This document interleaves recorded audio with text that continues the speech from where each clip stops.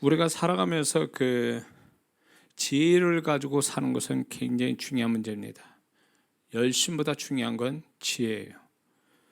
열심이 있는데 지혜가 없는 사람은 그 열심이 허무하게 아무런 열매를 맺지 못하고 끝날 수도 있습니다. 그래서 살아가는데 우리가 지혜가, 또 이 세상은 지혜가 있는 자가 또 다스리는 자가 되고 또 복을 많이 받게 되죠. 그래서 지혜를 갖고 산다는 건 좋은데, 예수 믿는 사람은 세상적 지혜만 가지고는 살 수는 없어요. 그게 잘 사는 것은 결코 아니에요. 세상적 지혜가 있어 IQ도 높고 그래가지고 돈도 많이 벌고 그렇게 한다고 그 사람이 잘 사는 걸까요? 그렇지 않습니다. 이거는 예수 믿는 사람이 착각해서는 안 되는 게 뭐냐면, 우리는 하나님께 초점을 두고 그 하나님이 원하는 삶을 사는 것이 그게 인생의 성공이고 그게 진정한 지혜거든요. 그러므로 하나님이 예수 믿는 사람은 세상적 지혜가 아니라 하나님이 지혜를 가져야 됩니다. 하나님의 지혜는 뭡니까? 그분의 마음과 그분의 생각을 아는 거예요. 그래서 그분의 생각과 그분의 마음으로 나를 보고 그분의 마음과 생각으로 내 인생을 보는 겁니다.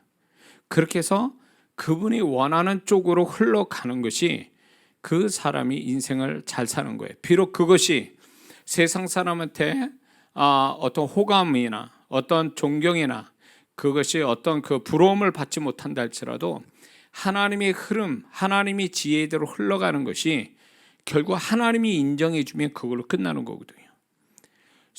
교회 안에는 정말 그런 사람들 많습니다. 세상으로 인정받는, 교회 안에서도 사람한테 인정받는 크리스찬도 있지만 같은 교인이라도 인정 받지 못하고 무관심의 대상인 사람 속에 하나님의 지혜를 가지고 살아가는 사람들도 분명 많습니다. 그래서 우리가 살아갈 때 하나님의 지혜를 가지고 산다, 이것이 가장 숙제이면서 그거를 우리는 반드시 우리가 살아가면서 그 숙제를 풀어야 되는 의무가 또 있다라는 것입니다. 우리의 모든 것이 잘 되냐 못 되냐, 나한테 유익이 되냐 손해가 되냐, 이런 개념으로 우리의 인생을 보게 되면 이 사람은 신앙생활 잘못하는 사람이에요. 그건 세상 사람과 다를 바가 없잖아요. 그런 결과론적인 이런 것을 가지고 내가 인생 잘 살았다 못 살았다, 성공했다 실패했다라고 계산을 한다면 이 사람은 분명히 잘못 살았다라는 거예요. 그건 세상 사람과 똑같은 사고방식으로 사는 거잖아요. 예수 믿는 사람은 그런 식으로 모든 결론을 그런 세상적 개념에서 결론을 내버리면 그 사람은 잘못 살았다, 그 얘기예요. 예수 믿는 사람은 하나님이 나에게 계획하신 대로, 뜻하신 대로 나는 잘 살아왔는가, 그게 결과는 하나님께 맡기고 내가 그런 하나님의 흐름 속에 가면서 최선을 다했느냐가 이게 문제인 거지, 내가 결과에서 잘했냐 못했냐, 선거했냐 실패했냐 손해봤냐 이익봤냐라는 걸 하는 것은 세상 사람의 계산법이라는 거죠. 그렇게 살게 되면 그 사람은 하나님과 상관없는 삶을 살기에 100%입니다. 그는 왜? 자기가 결과가 좋게 나기 위해서 결국은 어떻게 합니까? 하나님 없이 모든 걸 행하거나 아니면 하나님을 수단처럼 여기는 거죠. 하나님, 내가 이렇게 계획을 세웠으니까 이거 이루어서 성공하게 해주세요. 이렇게 하는 것은 결국 하나님을 이용하는 거잖아요. 하나님을 수단으로 여기고 하나님이 목적이 되지 않는 거죠. 그러면 결국 하나님을 수단으로 여기서 하나님을 도우미로 삼아서 결과가 잘 되면요, 그 사람은 하나님께 영광을 돌리는 줄 아세요? 자기 영광을 취하는 거죠. 그러니까 신앙이 아주 교묘하게 포장하는 거죠. 세상적으로 잘 되면 그게 하나님으로 인해서 잘된 걸로 포장을 하고 사람들이 그렇게 봐주기는 안 하고 자기도 그렇게 합니다. 그러나 하나님은 절대로 안 속아요. 하나님은 절대로 그걸 찬성 안 한다는 거죠. 하나님 뜻 없이 성공한 사람 많아요. 하나님 계획 없이 성공한 사람도 많다고요. 세상적 개념으로 볼 때. 근데 하나님의 개념으로 보면 그건 실패한 인생이에요. 중요한 건 우리가 하나님의 뜻대로 살았냐의 문제지, 하나님으로 인해서 내가 성공했냐 실패했느냐, 손해봤냐 유익을 거뒀냐라는 이 개념으로 자꾸 산다면 그 사람은 하나님을 무시한 채 살아가죠. 세상적 개선법으로 사는 거죠. 그래서 오늘날 우리 한국교회가 성도분들의 성공 또 이익을 남기는 것을 자랑스러워하고 그걸 하나님의 축복이라고 말하는 것은 굉장히 위험한 사고방식이에요. 과정을 봐야지. 그 사람들 과정이 어떤 과정을 통해서 시작점이 하나님과 같이 했는가? 하나님이 인정하는 시작인가? 과정이 하나님과 함께하고 하나님이 기뻐할 과정을 가지고 있었느냐? 이거를 봐야지 결과만 가지고 저 사람 하나님 축복하셨어. 누가 그렇게 얘기합니까? 하나님도 그렇게 말씀합니까? 그렇지 않은 사람들 무지 많이 봤거든요. 저는 수많은 영혼들을 제가 상담해서 하나님의 음성 들으면서 그거는 서로 눈가리가 엉하는 거예요. 하나님을 제껴놓고 얘기하는 거죠. 하나님으로 인해서 포장시키는 거예요. 포장하는 거예요. 그거는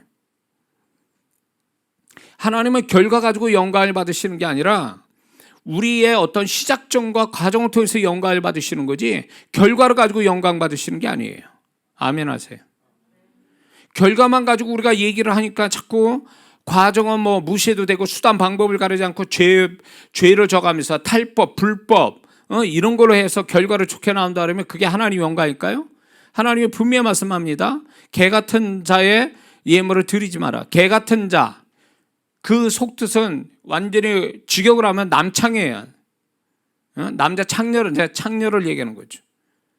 그렇게 번 돈은 내게 가져오지 말라고 말씀해요. 왜 그럴까요? 과정이 더럽잖아요. 과정이 하나님께 영광 안 되잖아요. 흠 있는 재물을 드리지 마라.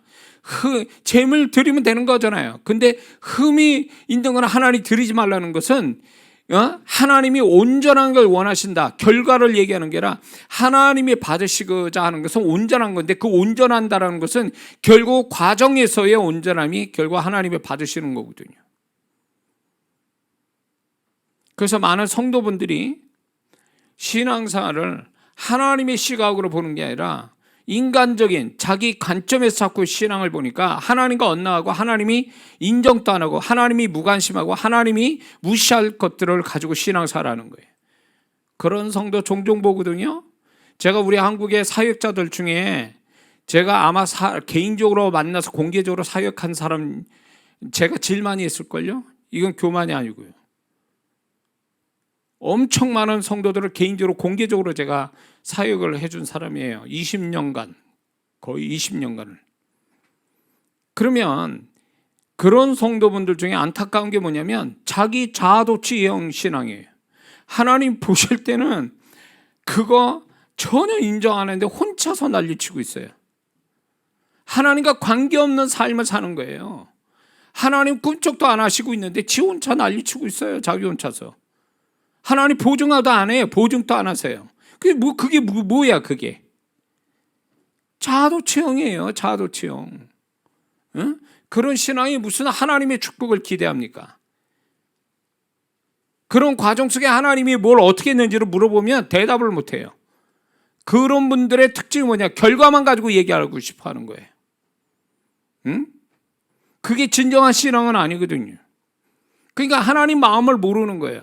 하나님은 시작점부터 중요하게 여기고 과정을 또 중요하게 해요. 결과는 우리의 몫이 아니에요. 그분의 몫이지. 그러면 그분이 결과를 우리에게 어떤 식으로 주시든 그거는 우리 자신들이 그걸 자랑 삼을 게 아니라 그 결과에 대해서 순종을 해야 되는 거예요. 하나님이 내 계획대로 안 나와도 그 하나님의 결과가 하나님이 뜻대로 나온 결과에 대해서는 우리가 긍정적으로 100% 수용을 해야 되는 사람들이에요. 우리는. 내가 만약 결과가 내 계획대로 안 나타서 심통 나가지고 하나님께 원망하고, 지금 광야 이스라엘 백성이 그런 사람들이잖아요. 자기 계획대로 안 가니까, 자기 원하는 대로 안 되니까 하나님께 원망하고 하나님을 시험하는 자들이었잖아요.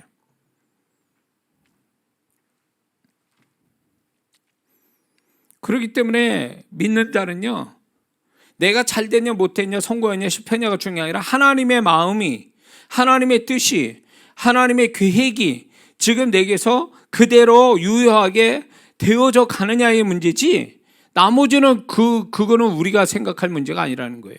나머지는 하나님이 책임질 문제고 우리가 책임져야 될 거는 하나님의 뜻대로 흘러가고 있느냐, 하나님 계획대로 가느냐, 하나님의 흐름대로 가냐, 뭐 이런 것들이 우리가 가져야 할 어떤 관점이고, 그것이 우리의 그대로 흘러갈 때 그것이 우리의 최선이 되는 거예요.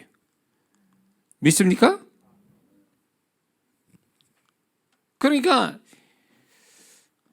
하나님 이제 제가 이제 우리 성도분들의 하나님의 축복을 받고자 하는 사람, 또 축복을 받았다라는 사람한테 분명히 제가 얘기합니다. 시작 어떻게 했는지, 과정 어떻는지, 이거를 반드시 물어봐요. 물어보면 거기서 답이 나오게 돼 있어요. 정말 하나님이 원하는 대로 시작점과 과정을 잘 지킨 사람은요, 과정을 잘 지키면요, 결과는 하나님께서 그거는 책임져 주시게 돼 있는 거예요. 그러면 어쩌면 우리가 생각한 이상으로 하나님이 결과를 주실 때가 많거든요. 근데 왜 결과를, 하나님의 몫을 우리가 건방지게 우리가 결과를 자꾸 하나님께 주문하고 그 결과에 대해서 그것이 자기 영광이 되게 하려고 하느냐, 그거예요. 네?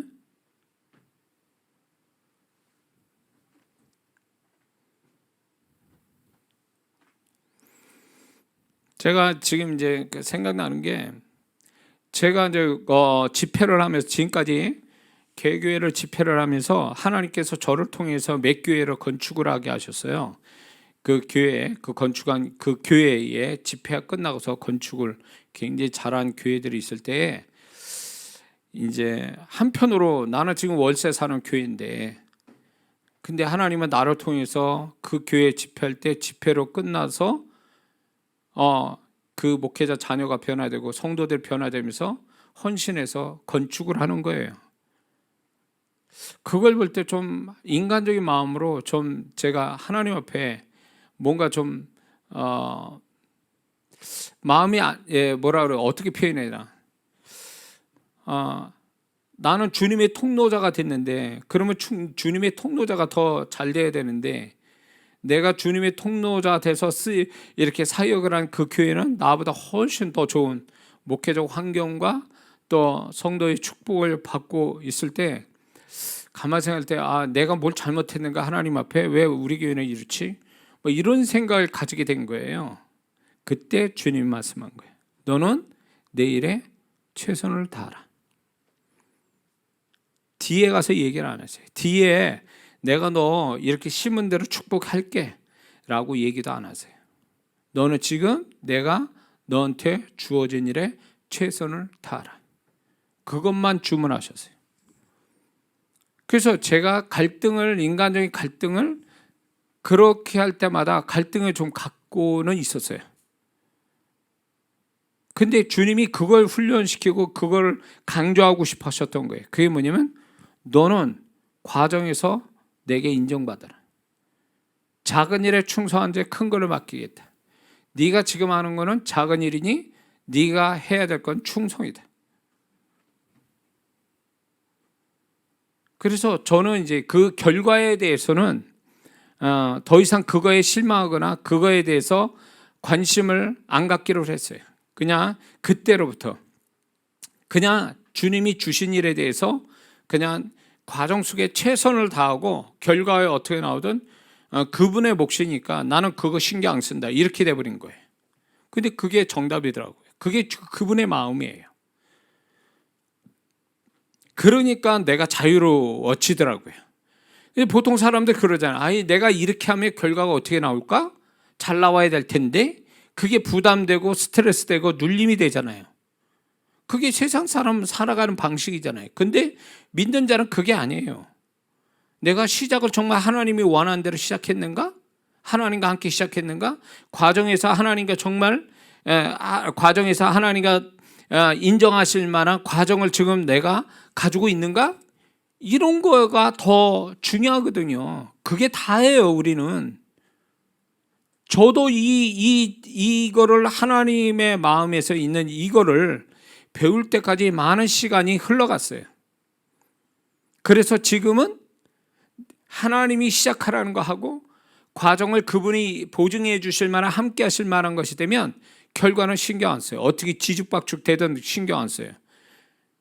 나보다 더 그분은 그분의 책임이고 그분의 몫이기 때문에 내가 그분 앞에 이제 결과는 이제 내가 최선을 다하면 이제 공을 하나님께 돌리는 거예요. 하나님 이제 내 할 일 다 했습니다. 그러니 결과는 하나님이 알아서 하세요. 이런 식이에요. 근데 그분은 항상 내가 생각한 이상으로 결과를 주셨어요. 그게 결국 뭐냐면 과정으로서 인정받았기 때문에 그런 거예요. 근데 정말 그 성도분들이 그럴까요? 이거를 저는 한 사건 가지고 경험한 게 아니에요. 계속 다른 사람은 제가 이렇게 말로써도 치유를 해주고 안수할 때 치유가 아니고 귀신이 나오고, 예? 그 사람의 문제가 한순간에 해결되고, 근데 나는 여전히 문제가 있어. 난 여전히 아파. 좀 아이러니하지 않습니까? 통로자인 내가 그들과 똑같은 병자고 문제가 있는데 하나님은 나를 통해서 계속 역사하고 계세요. 그럼 내 입장은 어떻게 될 것 같아요? 하나님, 나도 좀 고침받고 이러고 싶은데 그렇게 해주세요 라고 하지만 그분은요, 대답이 없으세요. 너는 지금 내가 시킨 일에 최선을 다하라는 거예요. 그래서 그게 좀 실망이 된 거죠. 이해가 안 됐단 말이에요. 하나님이 왜 내가 그분의 통로자면 내가 좀 더 온전하게 이렇게 돼서 통로자가 되면 얼마나 좋겠나 하는데 주님이 이걸 인도하신 거예요. 바울을 봐라. 육체의 가시를 가져도 그가 육체의 가시를 가졌기 때문에 사도행전 19장에 그의 앞치마나 손수건 가지고 귀신이 쫓아가고 쫓겨나가고 병이 고침받지 않냐. 그의 약함이 그리스도의 풍성하게 나타나는 통로가 됐지 않냐. 그러니까 그 말씀을 저한테 주셨을 때 그렇구나. 내 약함이 결국 누군가를 축복할 수 있는 주님의 통로자가 됐구나. 그 이후로 거기에서도 자유하는 거예요. 그래서 우리 성도분한테도 이장한 목사가 마음이나 육체가 연약하니까 이런 부분에 이걸 기도해 주세요. 그리고 얘기할 수가 있게 된 거예요. 바울도 갈라디아 성도들한테 그 얘기잖아요. 자기를 천사같이 받아주는 거에 대해서 그들이 바울에 대해서 걱정하고 기도해 주는 것에 대해서 고마워하고, 그게 신앙 안에서 아이러니예요. 근데 그게 사실이라는 거죠. 그래서 저도 제가 연약하기 때문에 이 연약함 때문에 내가 이해 못했던 것들이, 그러면 내가 연약하거나 온전치 못하면 주님의 통로자가 못 되는 건가? 라고 할 때 주님은 그렇지 않다라는 거예요. 네 연약함이 더 내가 너를 쓸 수 있는 통로 역할을 하는 거고 네 연약함 때문에 내가 더 쓴다라는 거예요. 그렇기 때문에 나는 이 연약함이 평생 가서 내가 목회를 그만두는 날 내 연약함이 떠나간다 해도 그때는 그때 문제고, 지금은 내 연약함 그대로 붙들고 하나님의 사역을 하는 게 하나님의 뜻이고, 내 연약함 속에 힘들어도 그 연약함 가지고 하나님 사역하는 게 그 과정이 하나님을 기쁘시게 한다라고 생각이 드는 거죠. 제가 이렇게 사역을 하고 집회를 하면서 여러분보다 어쩌면 더 건강치 못하는 모습을 갖고 있어요. 그런데 그런 것들이 전에는 속상한 거예요. 부담스럽고 이게 혹 달린 것 같은 느낌 들고 막 그랬는데, 지금은 이거와 함께 더불어 하나님의 사역을 이렇게 하고, 이렇게 연약함 속에서도 주님이 나를 붙들고 써주시는 것에 고마워서 더 낮아진 마음을 가질 수 있었다라는 게 너무 감사한 거예요. 온전한 자가 하나님의 통로자가 되는 것은 아니에요. 오히려 반대로 연약한 자, 흠이 많은 자가 주님의 통로자가 될 수 있을 확률이 높다라는 거죠. 그래서 하나님 앞에 이렇게 지금 이렇게 얘기하는 것은 결국 하나님이 우리는 자꾸 결과만 가지고 결과에 더 좋아야 된다라는 강박에 의해서 우리는 지금 이렇게 과정 속에 그렇지 못한 것에 불만을 갖고 실망하게 되는데, 그거는 결과에 대한 강박증 갖고 있는 것도 결국 하나님을 대신하려고 하고 하나님의 하고자 하는 월권의 행위하는 거예요. 그래서 결과에 대해서 자유해야 돼요. 결과에 대해서 매이서는 안 됩니다. 결과로 자꾸 우리가 하나님께 주문하는 그 자체는 오히려 그게 하나님 앞에 건방지고 교만한 모습이라는 거예요. 우리가 과정에 최선을 다했으면 하나님이 이제 결과는 하나님의 몫이니 이제 하나님께 맡깁니다라는 이 맡김이 중요한 거지, 그거를 가지고 우리가 자꾸 이렇게 해주세요 저렇게 해주세요 결과를 자꾸 주문하는 그 자체는 어떻게 보면 우리가 한 번은 그럴 수 있으나 하나님을 정말 좋으신 하나님을 신뢰한다면 그렇게 계속 요구한다는 자체는 불신앙의 의미하거든요. 예수님 보세요. 십자가에서 모든 그 성경의 응하게 다 하신 다음에 어떻게 했습니까? 내 영혼을 아버지께 맡겨놔야 돼. 그러니까 소위 말해서 이 십자가의 결과를 그분께 맡겼다 그거예요. 예수님이 주문하지 않았다 그거예요. 이렇게 해주세요 저렇게 해주세요 주문을 하신 게 아니라, 아버지께 주문하신 게 아니라, 이렇게 이제 내가 할 일을 다 했으니 이제 모든 걸 이 다음은 주님께 맡깁니다. 이 결과에 대한, 이거에 대한 결과를 주님께 맡깁니다. 아버지께 맡깁니다. 이렇게 말씀하잖아요. 이게 우리에게 보여준 믿음의 모습이에요. 우리가 결과를 자꾸 주문한다는 것은 하나님이 나보다 더 못한 결과를 내주실까 봐 걱정해서 자꾸 주문하는 거죠. 따지고 보면 하나님에 대한 불신앙이에요. 자기가 똑똑하고 자기 인생이니까 자기가 책임져야 된다는 자기중심적 어떤 사고방식의 결과 하나님을 불신하게 만드는 거죠. 만약에 자식놈이 와가지고 아빠 뭐 이렇게 저렇게 지금 필요한데 이렇게 저렇게 해주세요. 근데 그거의 모든 결정은, 마지막 결정은 내가 하는 거지, 내 아들놈이 자꾸 이렇게 결정해 주세요라고 자꾸 주문을 건다면 기분이 상당히 나쁘죠. 부모 입장에서. 그걸 결정하고 어떻게 해줄 거는, 그거는 결국은 부모 몫이지 자기가 부모한테 이래라 저래라 할 문제는 아니거든요. 자기는 분명하게 어떻게 문제가 있거나 필요하면 그거를 부모에게 알리는 것이 최선일 뿐 나머지는 그 부모가 알아서 하는 거잖아요. 그 똑같은 거예요. 우리 신앙이라는 게. 응? 하나님을 얼마나 신뢰하느냐. 신뢰하는 자는 예수님 같은 모습 보이죠. 내 모든 것을 이 다음은 주님께 맡깁니다. 그래서 이런 결과를 가지고 우리가 이 결과만 가지고 자꾸 이렇게 하나님께 압박하고 못 믿어가지고 하나님이 마지막에 어떻게 결과를 내 원하는 대로 내주시기를 바라고, 그렇게 안 되면 또 원망하고 짜증 부리고 불평하고 신앙상 게을리하고, 이런 자세는 아직 신앙이 뭔지도 모르는 사람이죠. 하나님의 존재를 아직도 모르는 자죠. 하나님을 알아야 지혜가 나오고, 하나님을 알아야 그분의 마음, 그분의 생각을 알아야 자기가 어떻게 해야 될지를 아는데 모르는 거예요. 하나님을. 성경 지식은 있는데 하나님의 존재를 모르는 거죠. 못 배운 거예요. 이 성경 안에서 이 모든 사건들이 다 하나님을 가르쳐 주시는 거잖아요. 하나님의 마음을 알려주시는 거잖아요. 사건이 중요한 게 아니잖아요. 그 사건 속에 있는 하나님의 마음을 읽어내기 위해서 우리는 성경이라는 게 필요한 거잖아요. 근데 성경을 지식으로 배웠지 성경 안에 있는 하나님의 마음을 읽어본 적이 없는 거예요. 배운 줄 아는 거예요. 그러니까 자기 지금 함께 하신 하나님에 대한 그분의 마음을 모르는 거예요. 지식은 있는데 마음은 모른다? 웃기잖아요. 성경 지식은 아는데 그분의 생각과 마음을 읽을 수가 없다? 성경 잘못 배운 거지. 그렇죠? 그건 성경을 제대로 배운 게 아니죠. 성경이 누구를 가르쳐요? 하나님과 그분의 예수님을 가르치는 거잖아요. 근데 왜 우리는 못 배웠죠? 그걸 배웠다면 지금 현재의 그분을 알 수가 있는데 못 배웠으니까, 성경에서 못 배웠으니까 지금 함께 하신 하나님도 모르는 거예요.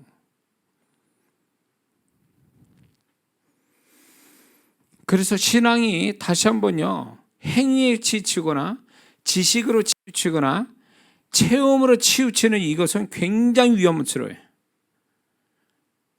이런 것이 기본은 돼야 되지만 이게 전부는 아니에요. 이런 것들이 결국 무엇을 하냐? 하나님을 더 깊이 아는 과정이 돼야 돼요. 하나님의 마음, 하나님의 생각, 하나님의 감정, 이런 거를 아는 과정이 돼야지 그게 지식이 전부고 행위가 전부고 율법적 행위가 전부고 체험이 전부라고 하는 것은 굉장히 위험한 신앙이에요. 이런 사람들이 얼마나 교회 안에 판을 치고 얼마나 잘못된 신앙을 가지고 하나님이 인정하지도 않는 신앙생활을 하고 있는 사람들이 얼마나 많은 줄 아세요? 용서를 못해요. 우리 교회에 그런 성도 있으면. 알지도 못하면서, 하나님을 알지도 못하면서. 그래서 우리 신앙이 세월이 갈수록 하나님의 존재를 더 알아간다. 그 얘기는 뭐냐면 성경 속에 그분의 마음을 더 깊이 알고 지금 현재 같이 함께 하시는 그분을 아는 것. 이게 신앙의 극치예요. 신앙의 최고봉이에요. 그래서 그분을 알아서 그분과 함께 사는 것. 이게 신앙의 최고봉이 아니냐 말이에요. 그래서 우리 삶에 교회 생활을 사는데 자기 인생은 엉망인 사람 많아요. 인생 속에 하나님과 더불어 사는 법을 몰라서 그래요. 그 인생 속에 같이 계신 하나님과 더불어 사는 법을 모르니까 그렇게 된 거예요. 인생이 막 엉뚱한 데로 가서 흘러가서 망하는 인생이 되는 거죠. 하나님 원하지도 않는데, 죄진 것도 아닌데 보면 인생은 잘못됐어. 왜? 하나님 원하지 않는 데서 헤매고 도니까. 자, 우리 신앙이 착하고 악한 걸로 구별이 됩니까? 그걸로 구별되는 것은요, 최하위의 어떤 판단이에요. 그건 기본이잖아요. 선하게 사는 것은. 그 위에 선함 속에 하나님과 더불어 사는 삶이 이게 중요한 포인트인데, 이거는 잊어버리고 이거는 알지도 못하면서 내가 선하냐 착하냐 그것만 따지고 있으니 하나님 또 답답해 하시는 거예요. 넌 착한데 내 뜻대로 안 하고 있어. 넌 착한데 고집대로 하고 있어. 넌 착한데 엉뚱한 방향에 내가 원하지 않는 방향으로 헤매고 있어. 이거 아세요? 그러니까 인생이 이상한 거예요. 이상한 거예요. 그리고 이렇게 얘기해. 하나님, 나 교회 다니고 열심히 했는데 왜 내 인생이 이럴까요? 이렇게. 몰라. 배운 적이 있어야지. 누가 영적인 멘토가 있어서 그런 걸 가르쳐주고 지도해주고 가이드해줄 사람이 있었어야지. 없으니까 그렇게 헤매고 도는 거예요. 엉뚱한 데서. 저 착한 성도는 무지 만났습니다. 근데 안타까운 거 뭐냐면 착한데 무지해. 하나님에 대해서 무지해. 인생 속에 같이 사는 하나님에 대해서 너무 무감각해. 그러니까 인생이 이 엉뚱한 데 가서 헤매고 돈단 말이에요. 엉뚱한 데 가서. 그리고 자기가 왜 그런지를 알지를 못해. 아니, 하나님과 함께 살면은 모든 게 합력하여 선을 이루고 여호와 이레가 거기 있는데 그분의 도우심인데 이걸 발견했냐? 발견을 못해요. 왜? 원래 엉뚱한 데 있었기 때문에 하나님이 이쪽 방향에서 하나님이 이끄시는 거기에서 있는 걸 하나도 경험 못하는 거예요. 서울 갈 사람은 부산 가니까 그 모양이 된 거예요. 서울 가야 하나님과 함께 하시는데 부산으로 내달리니 거기에 뭐가 있어요? 거기에 하나님 뜻은 서울에 있는데 서울 가는 길에.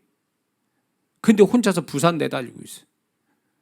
열심히 하면 뭐하냐고. 방향이 틀렸는데 이미. 이해가 되십니까?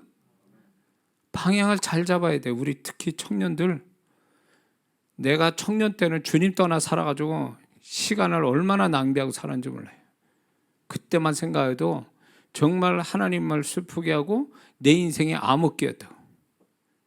그때 정신 차리고 잘했으면 그 젊음을 하나님께 드리고 내 인생이 더 좋은 방향으로 하나님이 이끄셔서 정말로 지금 잘 됐을 텐데 그런 걸 경험 못했다 그거예요. 청년 시절에.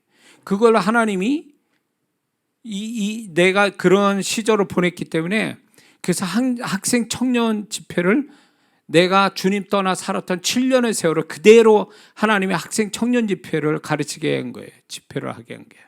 그래서 그 아이들이 이 생각이 깨지고 인생을 제대로 살 수 있도록 하나님 저를 쓰신 것 같아요. 그러니까 젊은 나이에 하나님과 함께 사는 법을 배우면요, 이거는 흔들리지 않는 신앙을 가지고 가는 거예요. 응? 그래서 자식들을, 여기 부모된 분들이요, 자식들을 교회만 다니라고 하지 마세요. 애들이 교회 재미없으면요 신앙이 거기까지인가 보다 생각하는 거예요. 교회 갔더니 맨날 지겹고 힘들고 막 지루하고 막 이런 거라니 애가 교회만 가면 경기하는 거죠. 가기 싫어 죽으려고 그러죠. 그러면 이제 머리가 좀 크잖아요. 지 멋대로 이제 교회 안 나가죠. 왜? 재미가 없거든. 그 이상의 배움이 없거든. 그러고 이제 자녀로 교회로 다니는 걸 전부 다 그게 부모로서 역할을 다 한 걸로 알고 있어요. 부모로서 영적인 멘토가 되는 이 일을 버렸다 그 얘기예요. 유대인들은 안식일마다 부모가 말씀을 전하고 강론하고 서로 배우고 토론하고 부모가 영적인 멘토가 됐단 말이에요. 근데 우리 한국교회 성도가 그렇게 합니까? 교회에다 다 맡겨. 교회 다녀라 그래놓고 끝이. 그러니까 신앙이 애들이 개떡 같은 거예요. 신앙 같지도 않은 신앙. 구원 또 확인해야 될 정도로.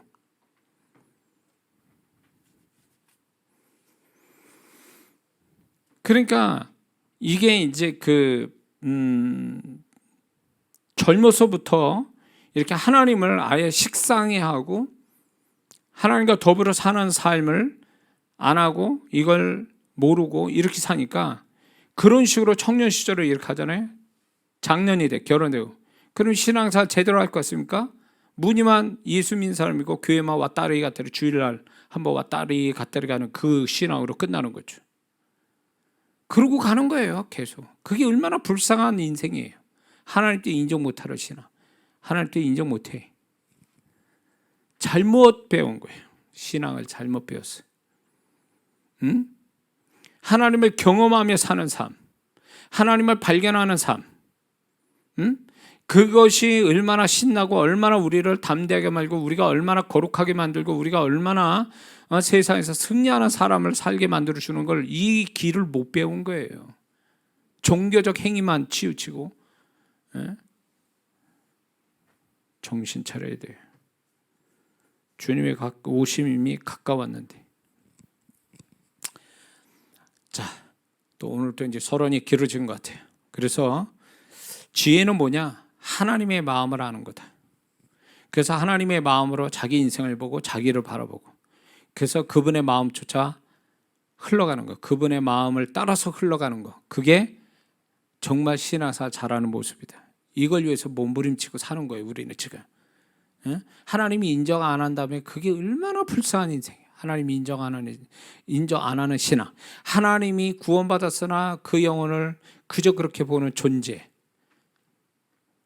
여러분들 그거 아세요? 등급이 있어요. 이거 아세요? 제가 사역 속에서 그걸 발견한 게 뭔지 아세요? 똑같이 주님께서 사랑한다는 말씀에도 그 사랑의 그 언어에 그분의 감정, 그분의 사랑의 감정이 많이 담긴 자가 있고 그렇지 않는 자들이 있어요. 차등을 두고 계신다는 거 아세요? 이거 모를 거예요 아마. 응? 그래서 주님께서요 성도들 딱 이런 성도 있어요. 제가 저로서 사역자로서 제가 굉장히 하나님 앞에 감사하는 게 뭔지 아세요? 저도 그 정도 깊이로 그분의 마음을 세밀하게 알 수가 없었는데 사역을 통해서 영혼들을 상대하다 보니까 하나님이 주님이 그 영혼을 대하시는 감정과 대하시는 것이 차별을 두고 있구나라는 걸 알게 됐어요. 같은 말씀을 해도 그 어감이 다르고 깊이가 달라요. 양이 달라요. 아세요? 천국은요 차별 두는 데예요. 구원은 평등한데 천국은 차별이 있고 주님이 영혼을 상대할 때 차별을 두고 상대한다는 거 아세요?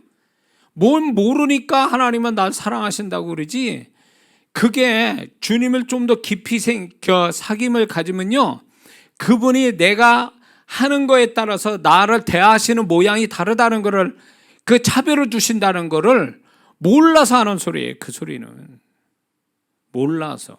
사랑이라는 테두리는 맞는데 그 사랑의 강도가 달라요. 깊이도 다르고.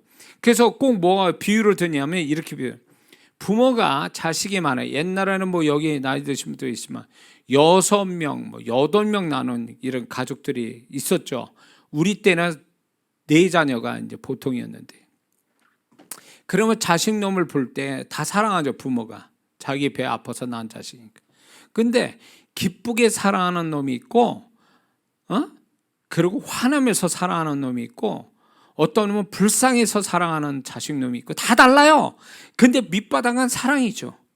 근데 그 위에 사랑 기본 위에 그 감정은 또 달라요. 이거 똑같아요. 그래서 저는 이거를 좀 여러분들이 하셨으면 좋겠다. 뭐냐? 내가 그분이 기쁘게 할 때와 그분을 기분 나쁘게 할 때에 그분의 음성, 그분의 나를 향한 태도, 그분이 나의 삶을 어떻게 변형시키는가를 한번 체크해 보면 굉장히 좋겠다는 생각이 듭니다. 중요한 거예요.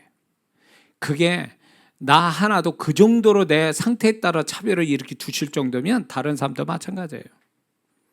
그걸 알아야 하나님이 그냥 만만한 분이 아니구나. 모든 걸 좋게 보시고 모든 걸 나를 사랑 하나로 그냥 일관되게 막 그렇게 대하시. 아니요, 그렇지 않아요.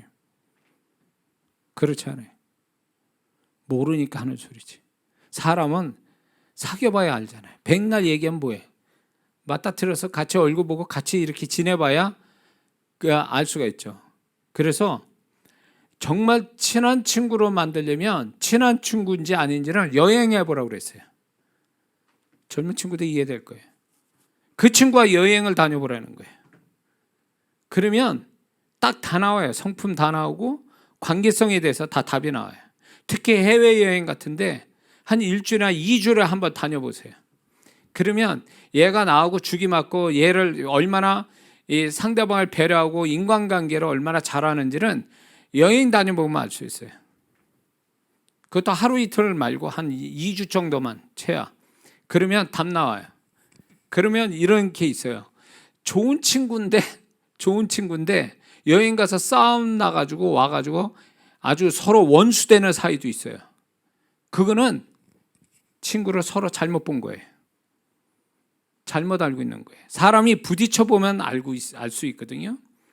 그러니까 왜 이야기하면 주님과의 관계도 마찬가지예요. 주님 관계도 주님과 늘 사귐이 있는 사람은요, 주님의 온도차를 알 수가 있어요. 그분의 어떤 언어나 나를 대하시는 거나 깊이가 이 차이가 생긴다 그 얘기예요. 이 정도 차이를 느낄 정도면 주님과 함께 살기에 딱 기본이 된 사람이에요. 기본이.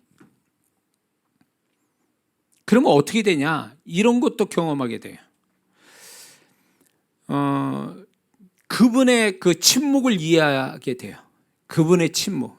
꼭 말씀에서만이 아는 게 아니라 그분이 침묵하셔도 그 침묵 자체가 뭘 의미하는 데까지 간다 그 얘기예요.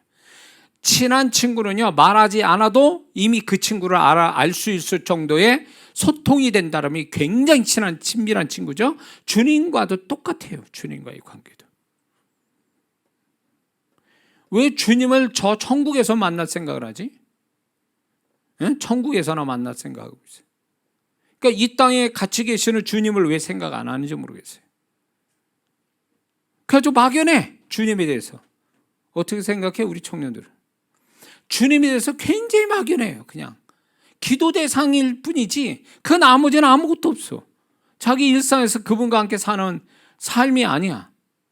지 멋대로 살아. 필요할 때만, 불리할 때만, 문제 있을 때만 그분을 찾고 의지하려고 그러고. 그렇게 그래야 될 주님이냐 그거예요. 어떤 자식놈이 부모와 같이 사는데 지 필요할 때만 방 안에 나가지고 엄마 아빠한테 얘기하고 쑥 들어가 방 안에 들어가고 아무 소리야 아무 얘기야. 밥 먹을 때 밥 같이 안 먹고 지 혼자 있다가 게임하고 있다가 또 그러다 나가버리고 친구 만난다고. 그런 자식놈을 이렇게 집안에서 있을 때 얼마나 속 터지겠어. 부모 입장에서는. 가족이 왜 가족인데, 왜 한 지붕에 같이 사는데. 하나님 주님과의 관계도 마찬가지예요. 왜 우리는 그렇게 살질 않죠? 그렇게 살려고 몸부림치고 그게 진짜 신앙생활인데 왜 우리는 이런 신앙생활을 하려고 몸부림치지 않느냐 말이에요. 겨우 교회에다 맡겨가지고 교회 오는 걸로 그게 나는 최선을 다했다라고 생각하는 이 사고방식은 누구한테 배운 거예요 도대체? 신앙을 누구한테 배운 게 그거를? 우리 청년 내 말이 이해가 돼?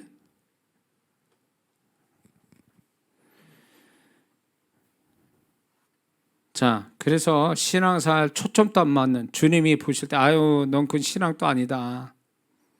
내가 인정도 못한다. 그거 헛수고하는 거예요. 초점 맞추고 주님과 마음 맞추고 사는 법을 지금부터 배워야 된다 이거예요. 그게 진짜 신앙이에요.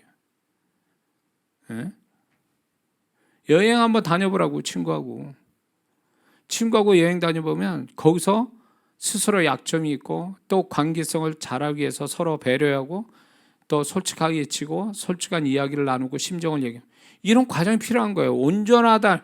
그러니까 어떤 성인군자 같은 친구를 바라는 게 아니죠. 친구가 서로가 마음이 통하도록 서로 솔직하게 상대방을 이해해주고 배려해줄 뿐만 아니라 자기에 대해서 솔직하게 또 인정할 건 인정하고 이런 식의 이게 이제 그 만들어지면요. 여행에서 그렇게 하면 돌아오면 진짜 더 친밀한 사이가 되겠죠. 우리 삶은 여행과 같은 거예요. 낯선 곳에, 그렇죠? 우리가 맨날 낯선 삶, 사건, 세상 속에 살고 있잖아요. 그 속에서 그런 낯선 환경, 사건, 사람 속에서 친구 둘이서 아는 사람이라고 딱 둘인데 둘이서 이걸 헤쳐나가고 재미를 느끼고 이런 게 여행이잖아요. 그것처럼 우리가 이 낯선 세상에서 그런 속에서 주님과 함께 살아가는 그런 속에서 더 주님을 친밀하게 경험하고 발견하는 거 이거 굉장히 중요한 거죠. 이렇게 사는 거예요 이게. 이게 진짜 믿는 사람이 사는 거라고. 이런 모습으로. 꼭 교회 나와야 내가 예수 믿는 사람이고 세상 사람이 아 쟤는 교회 다녀서 예수 믿는 사람이야 라고 인식을 그거 하는 거는 옛날 모습이고요. 지금은 주님과 함께 사는 걸 보여줘야지. 아브라함처럼 군대장관 아비멜렉과 군대장관이 너는 무엇 하든지 하나님이 너와 함께 하시도다. 그게 나타나야지. 그게 믿습니까? 그게 진짜 신앙이에요. 그래서 아브라함을 통해서 신약적 신앙을 하나님이 계시한 거예요. 구약적 신앙은 뭐예요? 율법으로서의 내가 하나님 백성이라는 걸 증명했잖아요 스스로. 그러나 율법 있기 전에 아브라함이 뭘 얘기했습니까? 이걸 통해서 아브라함은 율법 이기 전에 하나님과 함께 사는 걸 세상에 보여줬다 그거예요.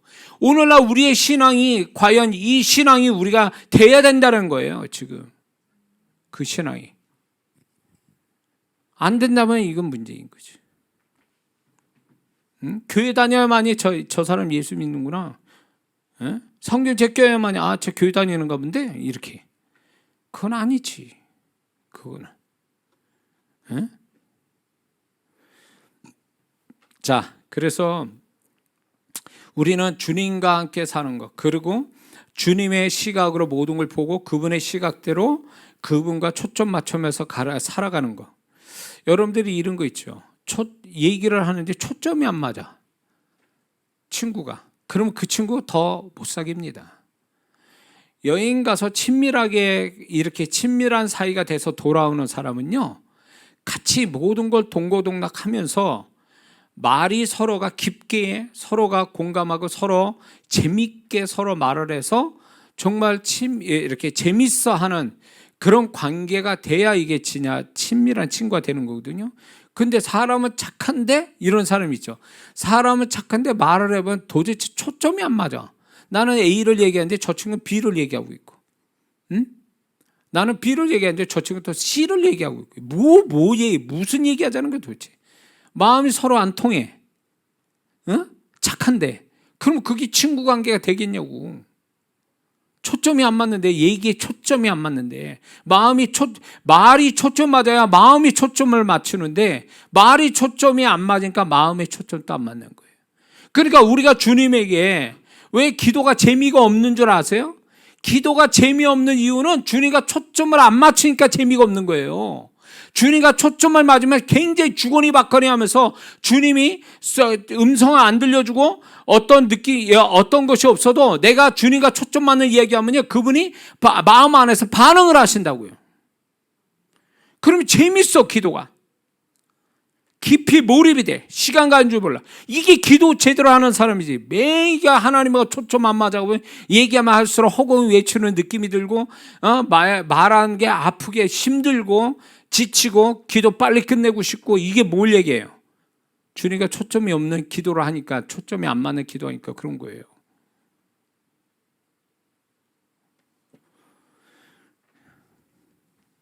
신앙생활 잘해야 돼요.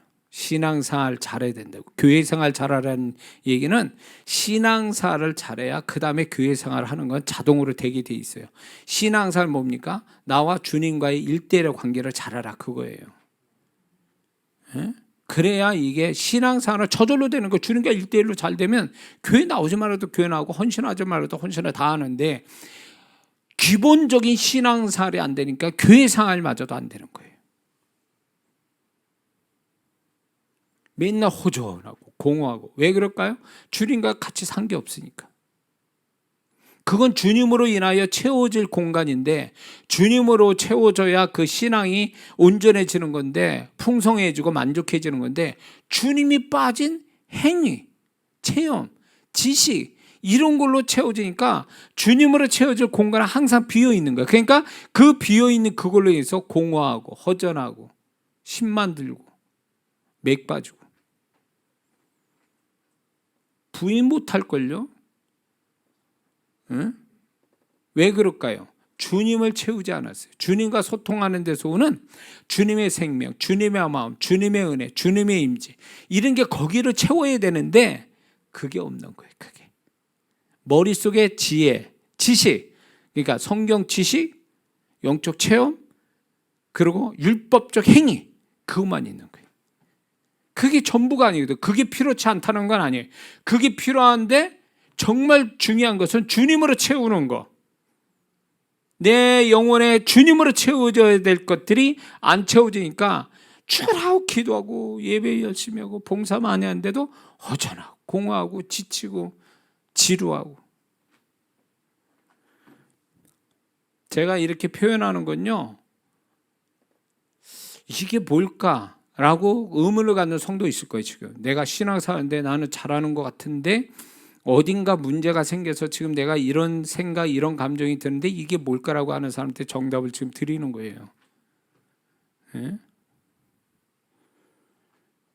그러니까 너무 안타까워요. 신앙생활 1, 2년짜리도 아니고 5년, 10년 했는데 뭐가 더 중요한지를 몰라. 초점도 없고 방향도 없어. 올바른 방향도 아니야. 그러다 보니까 그게 5년, 10년이 갔는데 답을 못 찾으니까 그냥 될 대로 되라는 식으로 가는 거야. 그냥 율법적 행위로만 신앙생활하고. 얼마나 불쌍해요. 얼마나. 그 세월이 아깝지 않냔 말이에요. 예수 믿고 구원받은 다음에 제대로 신앙의 길을 제대로 걸었으면 엄청난 결과가 있고 성장이 있고 변화가 있고 축복이 있을 텐데 그런 거 하나도 없이 그냥 종교적인 생활하느냐고 정신이 없어가지고. 너무 안타깝죠. 목사인 제 눈으로 볼 때 이게 너무 안타까운 거예요. 에?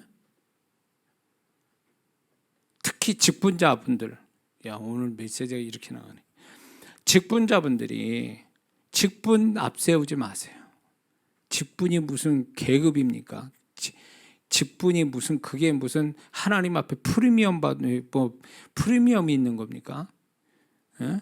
그러나 하나님이 일을 더 잘해야 되는, 또 하나님 앞에 더 하나님 원하는 신앙과 존재가 되라고 주신 거지. 그게 무슨 뭐 대단한 무슨 뭐 그게 무슨 뭐 나한테 축복되는 뭐 라이센스를 받은 것도 아니잖아요.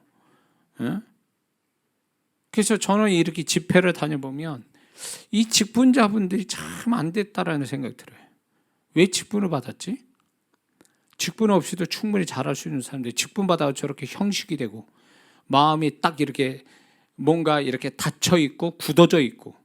왜 그러죠?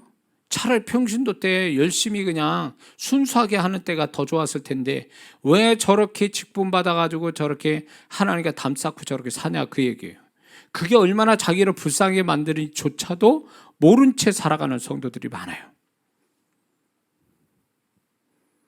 죄송합니다. 이렇게 영상으로 참여하는 분들 중에 혹 장로님 계시거든 용서하세요. 제가 그런 뜻에서 얘기하는 건 아니니까 오해 없기를 바랍니다.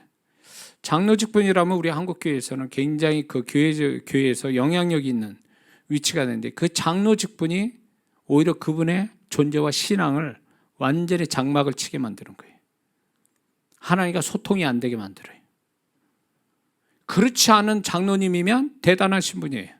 살아있는 신앙을 갖고 계신 분이에요. 근데 차라리 장로가 되지 않았으면 좋을 뻔한 분들도 한두 번 본 게 아니에요. 제가 집회하면서 산전수전 다 겪었거든요. 별 사람 다 만나고. 그런데 안타까운 게 그거예요. 교회에서 열심히 일해서 장로 직분까지 받았는데 왜 장로 직분 받고 나서 저 모양이냐는 거예요. 더 살아있고 그 교회에 어떤 대표 영향력이 있는 위치에 있다면 신앙이나 모든 게 다른 사람보다 훨씬 월등히 그런 것이 좋아야 되는데 그게 아닌 거예요. 오히려 반대의 모습을 가지니까 불쌍해 보이는 거예요. 불쌍해 보여요. 그래서 장로님부터 사역을 하고 싶은데 이건 공개적 사회이다 보니까 또 그분 또 자존심이 있어가지고 또 기분 나빠하실까봐 또 있는 얘기를 다 못하고 이제 그렇게 하는 모습을 제가 나의 모습을 봤기 때문에 너무 안타까운 거예요.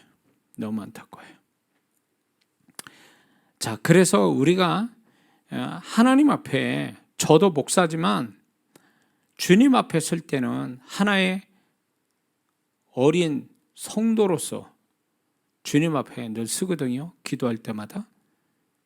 그게 많다고 보는 거예요. 저는 목사라는 신분, 목사라는 어떤 그 타이틀, 그거를 버리고 주님 앞에 순전한 성도의 한 사람으로서 주님 앞에 서는 거, 저는 이게 그분의 은혜와 긍휼을 받는 비결이라 보는 거예요. 저를 통해서 하나님이 많은 일을 하셨어요.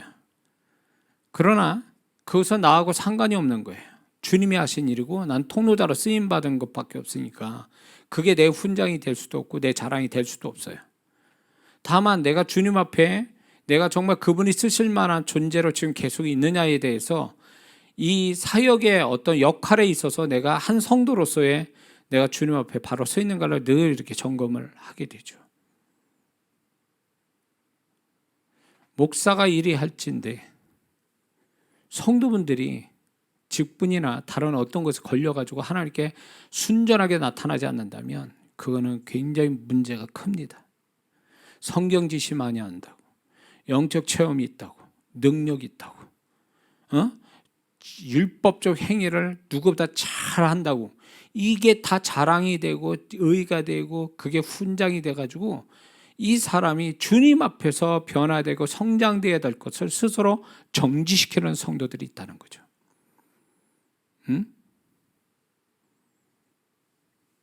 그리고 또 목사님들이 마음이 약해서 그걸 대놓고 얘기를 못하죠. 그래서 설교할 때도 아주 부드러운 설교만 하시고, 목사님은 얼마나 속 터지겠어요.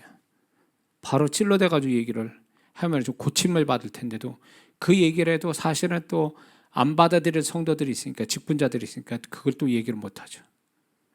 근데 뭐 우리 교회 성도분들은 뭐 저한테 익숙하고 이미 제가 주님 마음으로 얘기하는 게 어떤 뜻인지를 아시니까 다 받아들이죠. 그리고 지금 영상으로 참여하는 분들도 제가 어떤 사역자인지 어떤 설교자인지를 아시니까 다 그걸 수용하는 그런 온유한 마음을 다 갖고 계시니까 은혜가 되고 또 그게 또 축복이 되겠죠.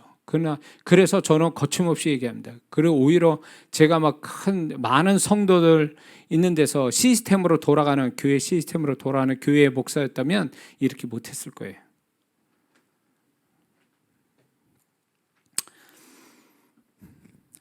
자, 우리 신앙을 정말로 주님과 초점 맞추고 그분이 인정하시는 시작 과정, 이게 있다면 결과는 내 몫이 아니고 그분의 책임이기 때문에 거기에 목매이지 마세요.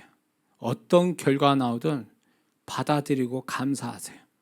그러면 하나님이 다 합력하여 선을 이루시고 내 처음과 과정을 보신 하나님이라면 걱정 안 해도 돼요.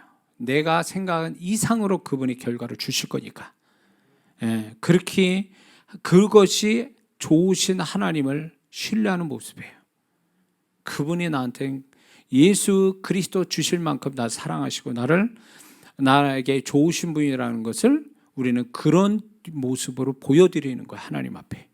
그게 좋은 신앙이죠. 자,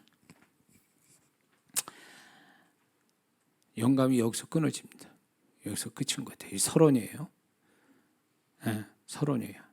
자, 자기 현실을 긍정적으로 받아들여야 된다는 이 메시지가 지금 계속 이렇게 나오는데 생각보다 배 이상으로 지금 메시지가 지금 이렇게 흘러가고 있습니다. 이거는 우리 성도분들이 자기 자신의 현실을 어떻게 해석해야 되고 어떻게 흘러가야 될지를 모르기 때문에 하나님이 이 메시지를 더 전하고 싶어 하시는 거고, 그러면서 성도들이 답을 얻어가니까 주님의 음성을 들으니까 지금 주님이 저를 통해서 계속 얘기가 나오시는 거라고 봅니다. 그래서 여러분들이 이것이 끝날 때 되면요, 뭐가 같냐면 소경이 눈을 뜨는 것 같고 귀머거리가 귀가 열리는 것 같은 자기 현실을 다시 한번 하나님의 시각으로 볼 수 있는 능력이 생길 거라고 저는 믿습니다. 그래서 이걸 통해서 이제 신앙, 교회에서만 성공적인 신앙이 아니라 자기 현실에서도 성공하는 신앙이 될 줄로 믿습니다. 자, 그렇다면 왜 우리는 원하든 원치 않든 내게 다가온 안 좋은 현실을 긍정으로 받아들여야 되느냐 할 때, 이거는 하나님과의 관계에 있어서 문제 때문에 그래요. 하나님 관계의 문제에 있기 때문에 우리는 이 안 좋은 현실도 받아야 되는데, 꼭 내가 기분 나쁘기 때문에 아니면 내가 손해보기 때문에 슬프기 때문에 이런 식이기 때문에 받아들인다는 게 아니에요. 그런 개념이 아니라 하나님과의 관계에서 이게 긍정으로 받아들이지 않으면 문제가 되기 때문에 그렇다라는 것입니다. 그러면 첫 번째 왜 긍정적으로 받아들이냐, 자기 현실은 하나님이 나의 모든 것을 아시기에 내가 감당할 만큼의 현실을 허락하셨기 때문에 우리는 긍정으로 받아들여야 돼요. 고린도전서 10장 나는 13절 말씀, 우리가 다 아는 말씀이죠. 내게 시험을 허락하시되 그 시험을 감당치 못할 시험을 허락지 아니하신다.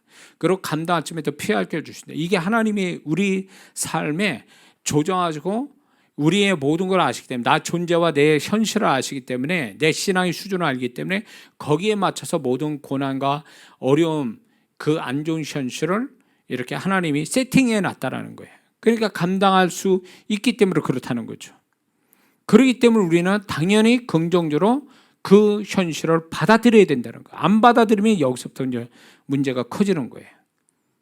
왜 자기 현실이 50밖에 안 되는 문제를 가지고 있는데 그 사람이 어쩌다 보니까 시간이 지나면서 그 자기 안 좋은 현실이 100으로 이렇게 확장이 되는 이유가 뭔지 아세요? 그건 100으로 하나님이 확장시킨 게 아니라 그 사람이 자기 현실을 못 받아들이고 자기 현실을 스스로 더 문제로 만들어냈기 때문에 100으로 발전돼 버린 거예요. 하나님은 50부터 주신 거예요. 그러면 지혜로운 성도가 누구냐? 하나님이 허락된 50이라는 자기 현실을 어떻게든지 30, 40, 30, 20 그래서 소멸돼서 오히려 플러스 현실로 만들어야 되는데, 마이너스 50의 현실을 플러스 50으로 바꾸는 그 현실로 가게 만들어주는 게 안 좋은 현실을 자기가 긍정적으로 받아들이는 것이 기본인데, 많은 성도들이 그게 아니라 그거를 플러스로 이렇게 만드는 게 아니라 계속 마이너스로 가게 만드는 거죠. 잘못된 생각, 어떤 자기 현실에 부정적으로 받아들이는 이런 모습들이 결국은 하나님의 말씀이 아주 우습게 돼버린 거죠. 나는 감당하지 못할 거를 나는 가지고 있어.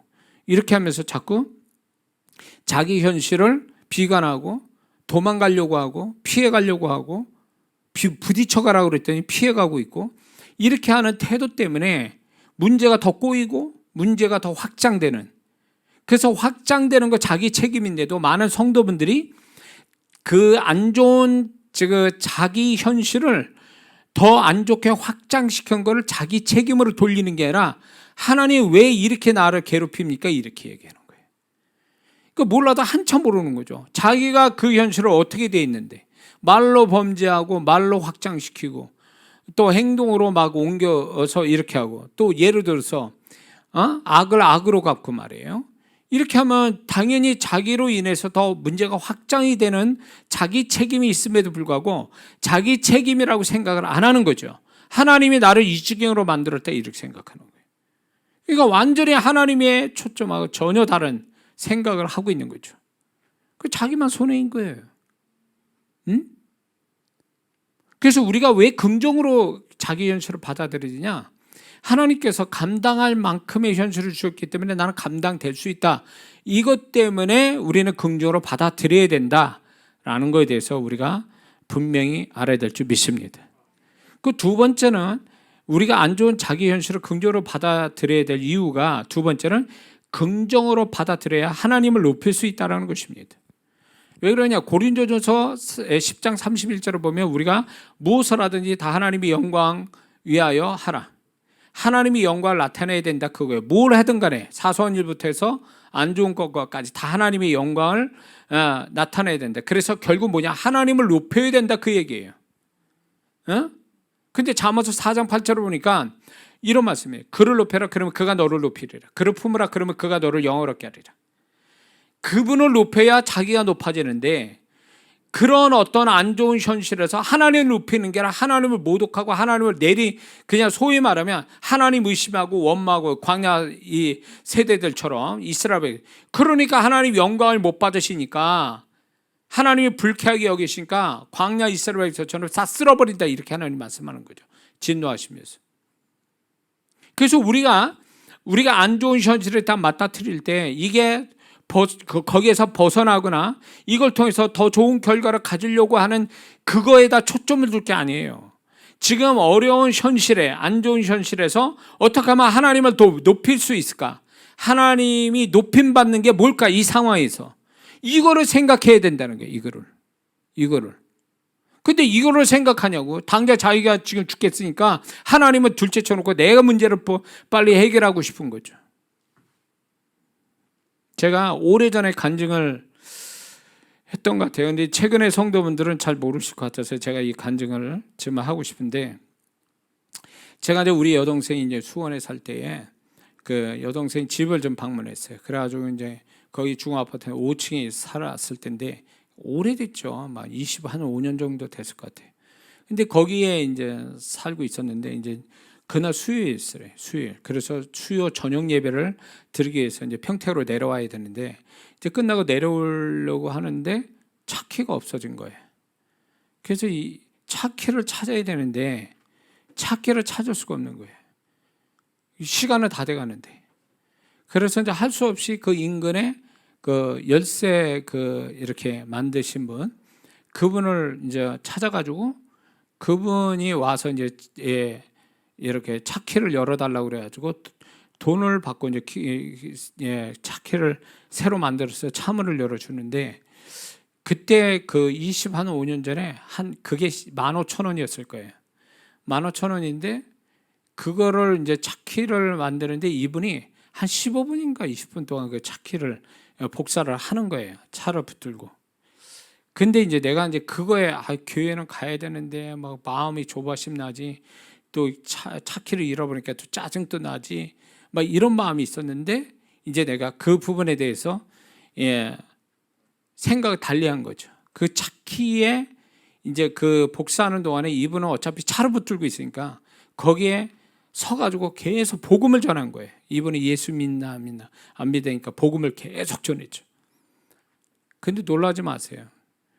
차키 이제 복사 다 할 때, 복사 다 하고 이분한테 예수님 영접하겠습니까? 그러니까 영접을 하시겠대요. 그래가지고 그 차키 앞에서 제가 그분을 예수님 영접해서 구원받게 해드렸어요.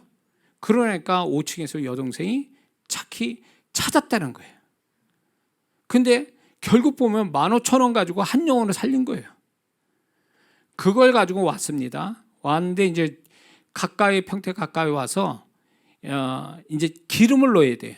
그래서 이제 집 가는 길에 이제 주유소에 들려서 이제 제가 이렇게 기름을 넣었는데, 거기에 이제 그러니까 알바하는 친구, 기름 넣는 그 친구를 붙들고 또 복음을 전해서 그 자리에서 예수님 영접시켰어요. 그날 차키를 잃어버린 사건을 통해서 2 영혼을 구원하였거든요. 이게 내 불리한 상황 속에서 하나님을 높이는 사건이었어요. 하나의 사건. 그래서 우리는 이렇게 생각해야 돼요. 내게 불리한 안 좋은 현실 속에서도 하나님은 나를 통해서 영광 받으실 일은 준비되어 있다. 그걸 기억하세요. 나만 생각하니까 하나님이 이 상황에서 영광 받을 일이 없다고 생각하죠. 그러나 좀 우리가 영적으로 생각하고 하나님의 입장을 생각한다면 하나님이 이 상황에서 좋을 때만 아니라 안 좋은 상황 속에서도 하나님이 영광을 받으실 일을 예비하고 있다는 걸 여러분이 기억해 두셔야 돼요. 만약에 내가 안 좋은 현실에서 이 사람이 안 좋은 현실을 한 6개월 가지게 됐단 말이에요. 그 속에서 하나님이 영광 받으실 일이 몇 건이나 될 것 같습니까? 몇 건이나 몇십 건이 될 수도 있어요. 근데 이 사람은 자기에만 골똘하게 자기 고생하고 자기 힘든 것만 생각해서 하나님 살려달라고 이런 것만 하지, 정말 그 속에서 하나님이 영광 받으실 일, 전도하거나 아니면 누구를 위로해 주거나 누구를 돕는 일이거나 뭐 이런 일들을 얼마든지 하나님이 그 사람을 통해서 영광 받을 일이 있으신데 아무것도 안 하고 그냥 주야장차 앉아서 기도만 하고 있다? 기도도 하나님 물론 영광을 하나님 받으시는 거예요. 그러나 다른 영광을 받으실 일들이 또 있을 텐데 그거는 쌌다. 내가 지금 죽겠는데 무슨 뭐 누구를 도와. 내가 힘들어 죽겠는데 뭘 누구를 돌아봐. 이런 식으로 해서 하나님 영광 돌릴 생각 안 하고 자기 입장에서만 자꾸 생각하니까 이기적인 사람이 되는 거예요. 응답만 받으면 된다 그거지. 응? 응답 받는 게 결국 하나님의 영광이라지만 그 사람은 하나님의 속을 모르는 거예요. 하나님의 마음을.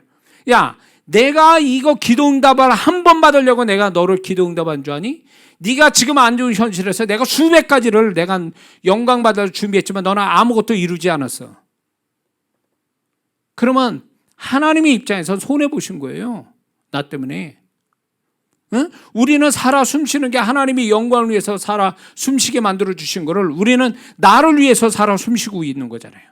오늘 이 예배를 여러분들이 들으니까 하나님이 영광이 된 거예요. 크게 영광을 돌린 거예요. 믿습니까? 그러나 어쩌면 우리가 이 저녁 시간 이전에 아침부터 눈 뜨고 지금 이 시간까지 하나님이 영광 받으실 일이 분명히 몇 건이나 몇십 건이 있을 거라 봅니다. 없을 수는 없죠. 왜? 우리를 하나님 영광 받으시려고 살아 숨쉬게 하고 오늘 또 살게 하셨으니까. 그러면 우리가 그것을 예배 드리는 건 좋은 일이나 하나님 영광 드리는데 그 이전에 오늘 아침부터 이 시간까지 한 건이라도 하나님의 영광을 받으시게끔 했냐 그 얘기예요. 하다못해 뭘 했다고 감사하는 마음을 갖거나 고백하거나 어떤 하나님 기뻐할 일을 하는 것들을 여러분들의 오늘 하루에 몇 건이나 했냐 그 얘기예요. 근데 이제 뭘 하냐 성도는요, 자기 영광, 자기 축복받을 건 세세히 얘기합니다.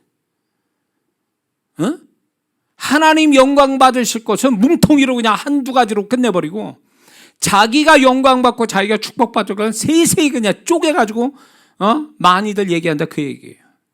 누가 영광을 더 받아야 되는데. 이게 하나님이 아주 답답해하시고 안타까워하시는 마음을 가지신 부분이 요 부분이에요. 이해가 되세요? 어떤 선언은 안 좋은 현실에 죄를 더 많이 줘. 뭐 하자는 거예요? 하나님을 모독시키고 하나님께 죽자고 지금 그렇게 하는 거예요? 하나님이 악을 악으로 갚으라고 말씀했습니까?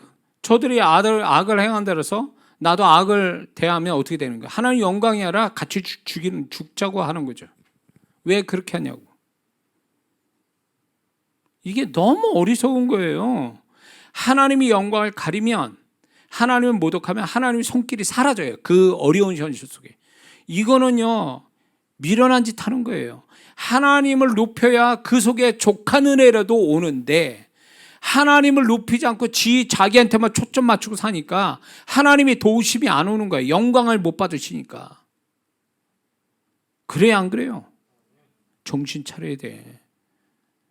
하나님 마음을 모르니까 자기 식대로 하나님을 생각하고 자기가 만든 하나님을 섬기고 있는 사람이 한둘인 줄 아세요?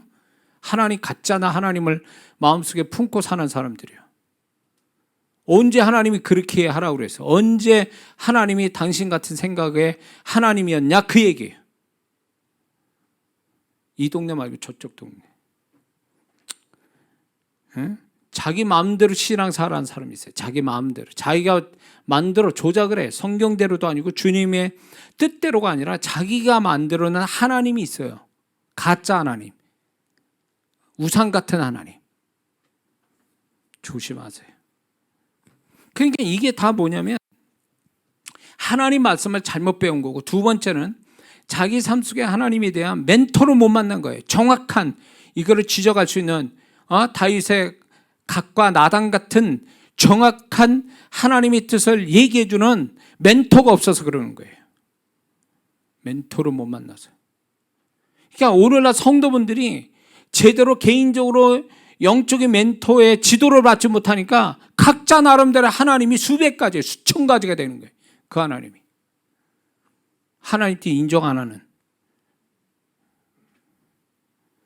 목사의 눈으로 볼 때 이 정도면 주님이 보실 때 얼마나 더 많겠어요. 이해가 되시죠? 세 번째는 왜 우리가 안 좋은 자기 현실을 긍정적으로 받아들여야 되느냐 할 때에 하나님은 절대로 나를 나쁜 현실, 망하는 현실을 주시거나 허락하시지 않았기 때문에 그렇습니다. 마가복음 7장 11절을 보면 너희가 악한 자라도 좋은 것으로 자식에게 줄 줄 알거든 하물며 하나님 하늘에 계신 너희 아버지께서 구하는 자에게 좋은 것으로 주시지 않겠느냐. 그분은 우리를 아무리 안 좋은 현실이 우리에게 허락됐어도 하나님은 나를 망하게나 나를 죽이려고 작정하신 게 아니란 말이에요. 죽이려고 작정하신 건 그날 우리 인생이 끝나는 날이죠. 내 생명이 끝나는 날이에요. 그거 아닌 이상에는 하나님이 나를 이렇게 그런 식으로 그런 결과를 주시려고 허락된 현실은 아니다, 그 얘기예요.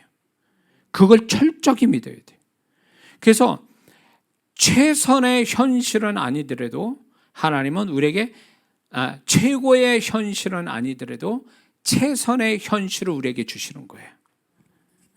근데 우리는 최고의 현실을 꿈꾸는데 아니요. 하나님은 우리를 최고의 현실을 주시는 게 아니라 최선의 현실을 우리에게 베풀어 주시는 거예요.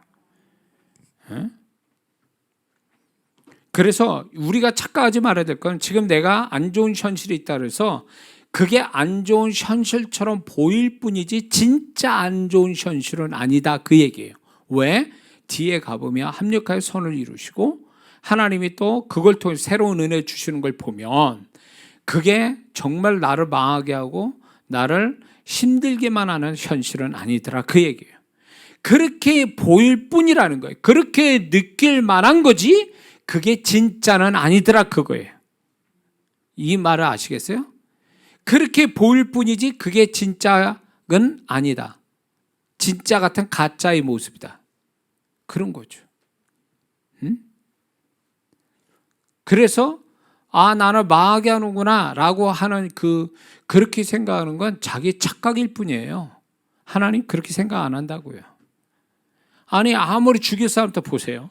니느웨 사람도 그렇고 그 다음에 소돔과 고모라 성 같은 데도 하나님이 멸망할 작정해도요 그들이 회개한다면 하나님이 살리시잖아요. 니느웨 사람들은요. 그게 하나님 마음이에요. 죽을 수도 있는 하나님이 죽이려고 작정한 사람도 회개하면 살리시는 생명을 다시금 주시는 하나님인데 우리가 뭘 그렇게 죽을 죄로 졌다고 우리가 정말 죽이시겠냐, 그 얘기예요. 이유도 뜻도 없이.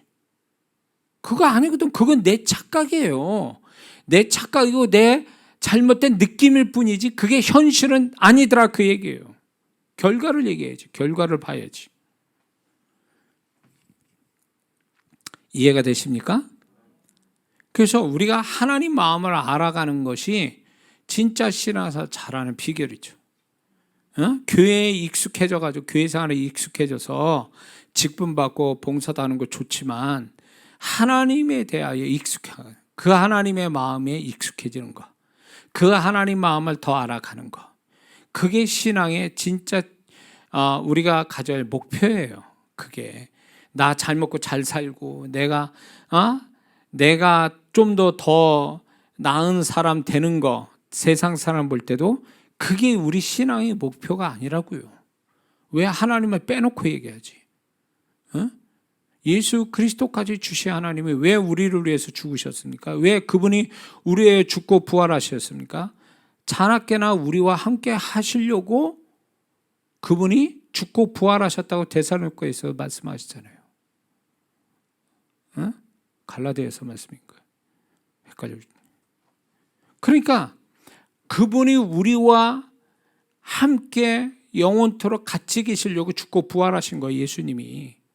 근데 왜 우리는 그분을 빼놓고 얘기하냐면, 그분을 빼놓고. 그러니까 그거는 그분을 무시하는 거지. 그거는 한마디로 말해서.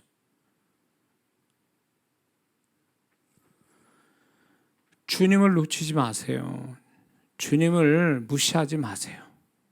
그러니까 삶이 안 되는 거예요. 그 사람 심령에도 풍족함이 없는 거예요. 영혼의 만족함이 없는 거예요. 주님을 놓치니까. 율법적 행위를 밤새도록 몇십 년 했다서 그 사람 영혼이 만족한 줄 아세요? 영혼의 만족은 행위에서 오는 게 아니라 그분을 만남으로써 오는 거라는 걸 잊지 말아야 됩니다. 그래서 교회에서 봉사 열심히 하고 교회 생활하는 사람이 주님과의 만남, 주님과의 사귐이 없다면 그건 다 뭔가 허전하고 공허하고 뭔가 신앙에 뭔가 크게 뭔가 빠진 것 같은 느낌을 가질 수밖에 없어요. 그래서 주님 앞에 신앙생활을 열심히, 교회 생활을 열심히 하는 사람은요, 주님과의 사귐, 주님과의 교통, 이런 것이 그게 반드시 같이 가야 돼. 같이. 바퀴 두 바퀴처럼. 이게 한쪽만 무너져도요, 무너져도 문제가 돼요. 그래서 신앙생활 정말 잘해야 됩니다. 이 신앙이 우리의 모든 걸 결정줘요. 존재, 그 다음에 나의 삶. 이게 그 다음에 죽음 뒤에 우리의 영원한 삶. 이게요, 어디에서 다 결정나면 내 신앙 생활에서 결정나는 거예요. 이게 얼마나 중요한지 우린 이거를 무시하고 세상에 파묻혀서 막 거기에 사랑과 일과 돈과 명예와 이런 데만 치우쳐 사는 거예요. 그러니까 신앙은 자기 삶 속에 지극히 일부분이야. 10%, 20%. 나머지는 별게 다 그 사람을 지배하고 있어요. 그러니 주님이 왕 되시지 못하고 주님이 주 되심이 없는데 무슨 하나님의 주님의 손길이 거기 그 삶 속에 있고 그 존재에 있겠냐 그 얘기예요. 심은 대로 거두는 거지. 주님을 만나본 적이 없으니까 자꾸 주님이 무시당하는 거예요. 주님을 무시하는 거예요. 주님을 경험한 사람은요 그런 얘기 안 해요. 주님을 만나고 사귐을 가질수록 주님에 대한 더 갈증을 느끼게 돼 있어요. 아멘 하세요. 주님을 만나고 주님과 사귐이 있는 사람만이 주님을 더 갈급해 한다니까요. 다윗이 왜 사슴이 시냇물을 찾아 헤매듯이 내가 주를 향하여 갈급하고 갈망한다라는 이 고백이 왜 나오는데 주님을 만난 신앙이기 때문에 그런 거예요. 만나면 만날수록 주님이 더 귀하게 여겨지고 주님을 만나면 만날수록 주님의 것이 채워주는 게 얼마나 귀한 줄 아니까 그분이 얼마나 귀한 분인지를 알면 알수록 더 갈급해하는 거예요. 바닷물 마신 것처럼. 바닷물 마시면 계속 또 먹고 싶어 하는 거 똑같은 원리예요. 갈증을 느낀다 그 얘기예요. 그게 정상이에요. 그게. 그래서 주님을 늘상 만나는 사람, 마음과 삶에서 만나고 발견하는 사람은 주님이 얼마나 귀한 분인지를 알고 그분 때문에 신앙생활을 하는 거죠. 그분 때문에. 나 때문이 아니라. 그분 때문에 신앙생활하고 그분 때문에 위로받고 그분 때문에 기뻐하고 그분 때문에 살만 나고 이게 그 주님 만난 자의 통일한 고백이에요. 희한하죠. 제가 이런 신앙을 가르치고 이런 메시지를 전하니까 그런 성도들을 지역마다 세대에 다르게 그런 성도들을 만날 때 꼭 어디서 한 사람한테 배운 것처럼 고백이 너무 유사한 거예요. 고백이. 희한하죠. 왜 그럴까요? 주님이 한 분이시니까. 주님을 한 분에서 배우니까 그 주님으로 배운 사람은 동일하다 그 얘기예요. 다를 수가 없어요. 그러니까 주님을 경험한 사람은 동일한 주님의 모습을 가지고 주님을 향한 태도가 있는데, 주님을 만나지 못한 자들이 아주 그냥 다 총칼라 색깔을 가지고 신앙생활하는 거예요. 주님 만난 자는 그렇지 않아요. 동일한 얘기예요. 동일한 감정, 동일한 생각, 동일한 신앙을 가지고 얘기를 해요. 꼭 서로 입맞춘 것처럼. 근데 이게 주님을 만나지 못하니까 지 성질대로, 자기 수준대로, 자기 어떤 생각대로, 이런 걸로 다 하니까 별별 다양한 사람들이 다양한 주님을 얘기하고 다양한 색깔을 가지고 신앙생활하고 있어요. 하늘이나 땅이나 그리스도로 통일되게 하신다는 말씀 골로새서 말씀하세요. 하늘과 땅이 다 그리스도로 통일되게 한단 말이에요. 하나 되게 만든단 말이에요. 주님으로. 그러니까 외국 사람이든 한국 사람이든 주님을 만나면 그냥 동일한 얘기한다니까요. 기가 막힌 거잖아요. 왜? 그분은 한 분이시고 한 분이신 주님을 늘 만난 자는 그분과 동일해질 수밖에 없는 거예요. 그러니까 동일한 얘기죠. 그런 사람끼리 만나보면 얘기가 끝이 없어. 왜? 서로 동일한 것을 확인하고 기뻐하니까. 그게 진짜 신앙이죠. 우리가 그런 신앙의 세계를 경험하며 살아가야 되는데 우리는 그거를 못 느끼고 살아가니까 안타까운 거죠. 그러니까 어디서부터 내가 신앙이 문제일까라고 생각하는 사람 중에 이런 사람이 있어요. 내가 악한가? 죄가 많은가? 회개를 안 했는가? 그 문제가 아니라니까. 이거는 살아계신 주님과의 소통, 사귐, 교통, 이런 게 없으니까 거기서부터 문제가 발생이 되는 거예요. 자, 은혜가 되십니까? 여기까지만 하겠습니다. 그래서 우리는 좀 더 주님과 더 알아가는, 또 주님의 지혜를 가져서 그 지혜를 알고 그 주님의 지혜로서 자기 인생과 자기 존재와 자기 신앙을 다시금 점검하고 변화주고 또 성장시킬 줄 아는 우리 모두가 되어야 될 줄 믿습니다. 기도합니다.